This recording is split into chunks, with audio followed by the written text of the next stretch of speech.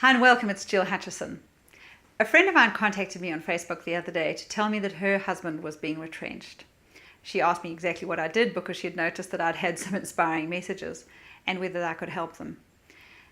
A lot of people have been through this and a lot of people are going through this. And as cycles come and go, economic cycles come and go, as the iron ore price goes up and down, there's going to be more of it.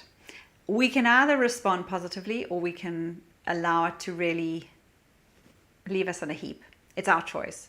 We can't necessarily determine whether it's going to happen or not, but we can determine how we want to respond.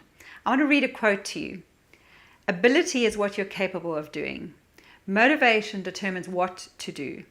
Attitude determines how well you do it. Let me read that quote again. Okay. Ability is what you're capable of. Motivation determines what to do.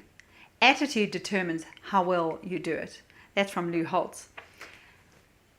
What attitude do you want to have towards what's happening to you right now? It may be not your fault that something's closed, a mine might have closed, or a company might have closed. They might just be getting rid of people because they need to streamline their organization.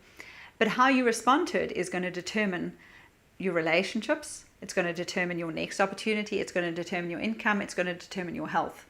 Because stress is not what is happening. Stress is our response to what we think of what is happening to us. So we don't get stressed from a specific thing, but we get stressed about when we think about that thing, if that makes any sense. So if something goes wrong, two people can respond completely differently. Some people can just learn to use it. You know, if life throws you lemons, make lemonade. And other people might be really, really hurt by it and really hard done by it.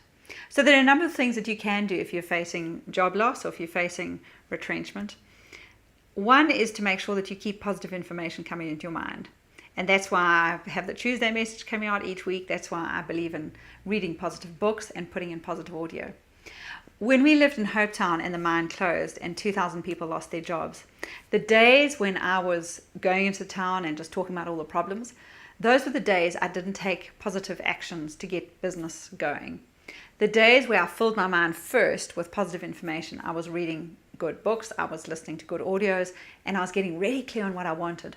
Those were the days where I made the phone calls to get the appointments. Those were the days where I set up meetings, where I set up events, where I got people enrolled in my programs. Those are the days where I got new coaching clients because I was focused on the positive. So your actions will tell you what your mindset's been during the day. On those two particular days, I didn't feel much different, but I could tell from the actions at the end of the day what my thoughts had been. So my suggestion to you is to really screen what's going into your mind.